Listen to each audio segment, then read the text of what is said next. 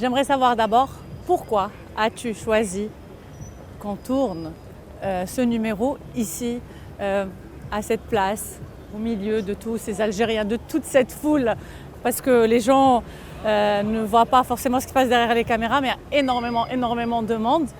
Et tu voulais absolument qu'on tourne au centre-ville d'Alger. Ça évoque quoi pour toi? Le centre-ville d'Alger, comme Bab el Oued, comme la Casbah, ça évoque le côté populaire. C'est-à-dire que l'Algérie, pour moi, c'est d'abord un peuple.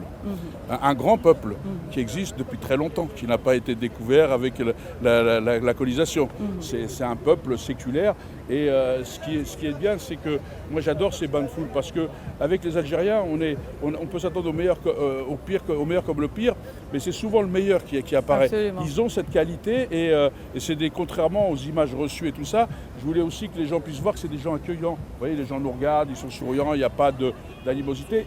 Et je trouve que, et en plus, pourquoi le centre et la rue Didouche Mourad? Parce que c'est aussi rappeler la résistance. Si il y a la place aux Daims. La place aux Daims, c'est quoi? C'est aussi de montrer qu'il y avait des gens qui combattaient pour des valeurs. Ouais. C'était la révolution algérienne, c'était une révolution sur des valeurs, sur la liberté, qui était basée sur justement les valeurs de la République en plus. Et donc il y avait des gens comme Maurice Audin, comme Yveton, comme les réseaux Janson, toutes ces personnes. Et c'est vrai que ces gens-là se sont battus parce qu'ils avaient un idéal, la liberté qu'ils demandaient pour eux.